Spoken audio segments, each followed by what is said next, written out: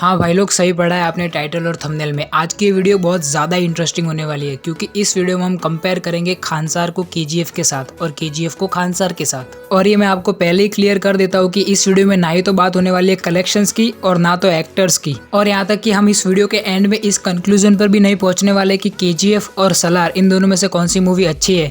यहाँ पर हम सिर्फ बात करेंगे खानसार साम्राज्य और केजीएफ साम्राज्य को आपस में कंपेयर करने की। अगर सोचो कि ऐसा हो जाए कि खानसार वर्सेस केजीएफ हमें देखने मिले किसी मूवी में, जो कि नहीं देखने मिलने वाला, लेकिन हम तो सोच ही सकते हैं ना। इस वीडियो में हम केजीएफ और खानसार को बहुत सारे एस्पेक्ट्स पर कंपेयर करने वाले हैं, इसलिए इस वीडियो का नाम है what if war between Khansaar and KGF. तो भाई लोग, इस वीडियो को एंड तक देखना, बहुत ज्यादा इंटरेस्टिंग होने वाला है। तो चलो स्टार्ट करते हैं वीडियो को। That is Rocky's KGF.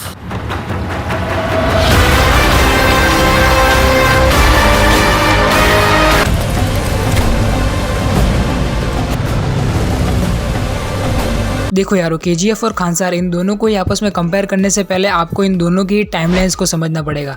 क्योंकि अगर केजीएफ जो कि 1981 में खत्म हो चुका है according to KGF chapter 2 movie, अब वो केजीएफ चैप्टर 3 में उसको कैसे वापस लाता है वो तो प्रशांत नील ही जाने। लेकिन अब यार 1981 के पहले के केजीएफ को 2017 के खानसार के साथ कंपेयर करेंगे तो वो तो अनफेयर हो जाएगा ना।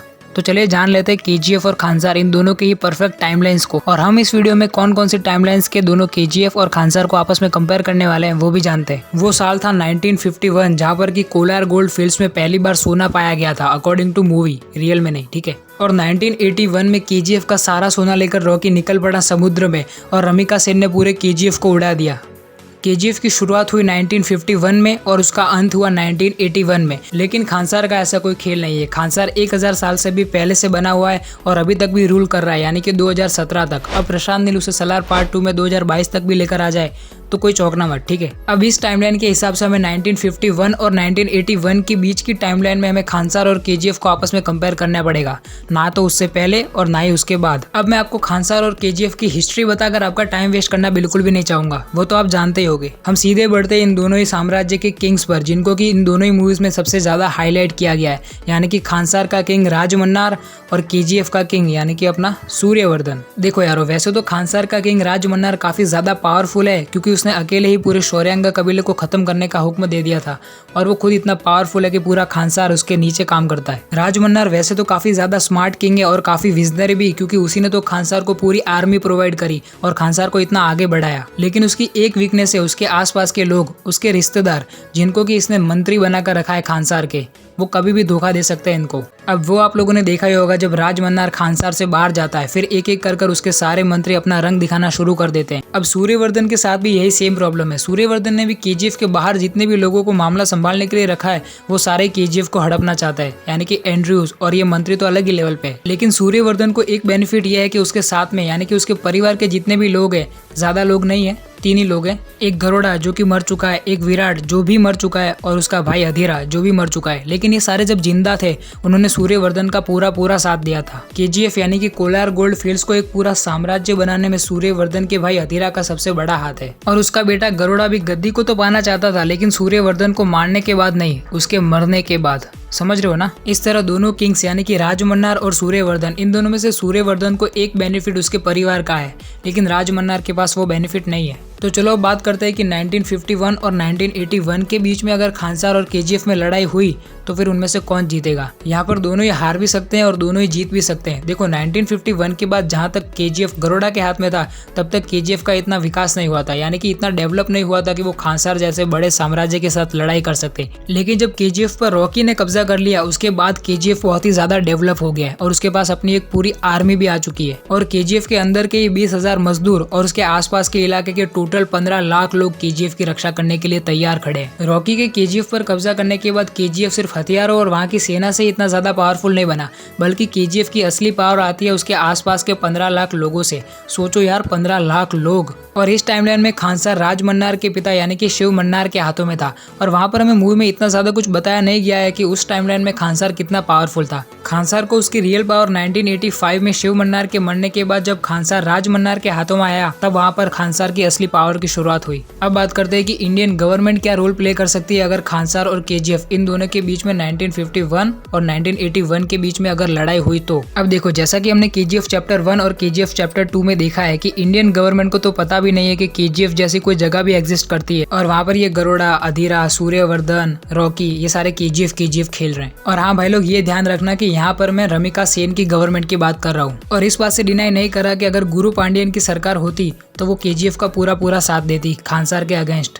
अब आप लोगों के दिमाग में ये सवाल आ रहा होगा कि खानसार यानी कि शिव मन्नार ने भी तो पूरी गवर्नमेंट पर कब्जा कर लिया था ना, यानी कि खानसार के अंडर भी तो इंडियन गवर्नमेंट आती है, क्योंकि हमें सलार मूवी में ये साफ दिखाया गया है कि इंडिया का एक भी रूल खानसार पर लागू नहीं पड़ेगा, लेकिन खानसार के सारे रूल इंडिया पर लागू पड़ेंगे। अब इस सवाल का जवाब ढूंढने के लिए हमें थोड़ा सिली वे में सोचना पड़ेगा, पता है सिली है, लेकिन एक बार सुन लो, इंटरेस्टिंग है। अब यहाँ पर आपको और मुझको ये सोचना पड़ेगा कि केजीएफ के साथ जो गवर्नमेंट है वो इंडिया की गवर्नमेंट एक पूरी अलग गवर्नमेंट है और जो खानसार के साथ है वो पूरी एक अलग गवर्नमेंट है। हमें सिर्फ इतना जानना है कि कौन से साम्राज्य का इंडियन गवर्नमेंट पर सबसे ज्यादा हक चलता है। आई मीन कि केजीएफ और खानसार इन दोनों में से कौन से साम्राज्य ने इंडियन गवर्नमेंट को ज्यादा कंट्रोल में रखा है। अब इसका सीधा आंसर है खानसार। अब देखो यार, सीधी बात है कि जब 1951 में कोलार गोल्ड फील्ड सूर्यवर्धन के हाथों में आई थी, तब उस टाइम पर केजीएफ के इंडियन गवर्नमेंट के साथ इतने अच्छे रिश्ते नहीं थे। वो तो बाद में आगे चलकर धीरे जब गुरु पांडियन आया तब वो मिल गया ना केजीएफ के साथ, और फिर जब उसकी सरकार गई और रमिका सेन आई तो उसने तो एक ही झटके में केजीएफ को उड़ा दिया।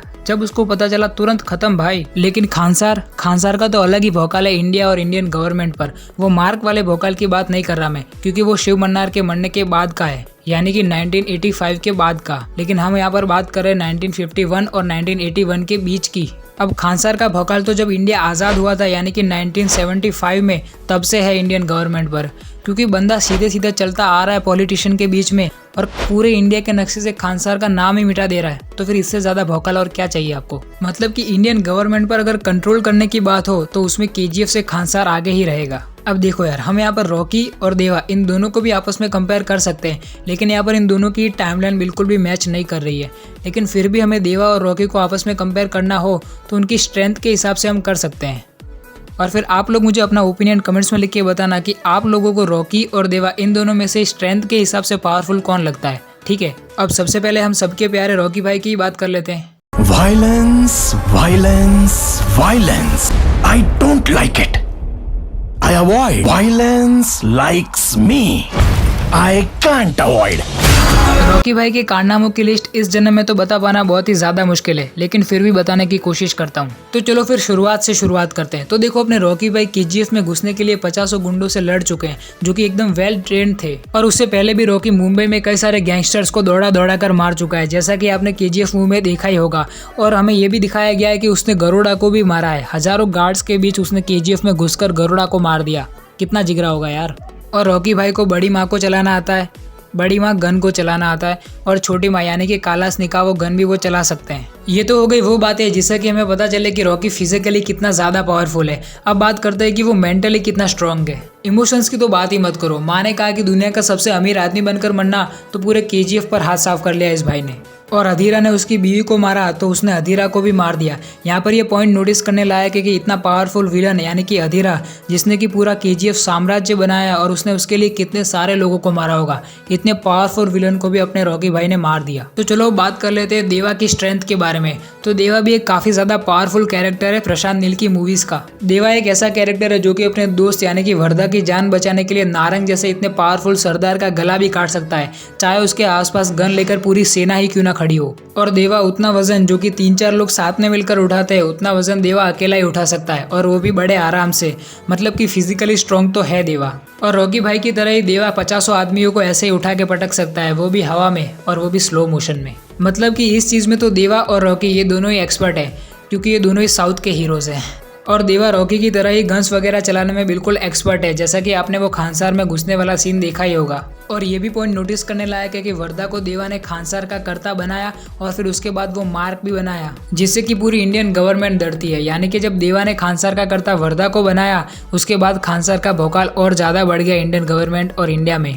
अब यारो इन सारी चीज़ों को मद्देनजर रखते हुए आपको अपना ओपिनियन मुझे कमेंट्स में लिख के बताना है और ये भी कमेंट्स में लिख के बताना है कि आपको ये वीडियो कैसा लगा। और आखिर में मैं सिर्फ इतना ही कहना चाहूँगा कि इस वीडियो को बनाने के पीछे का मेरा इंटेंशन किसी भी फैंस को हर्ट करना बिल्कुल भी नहीं था।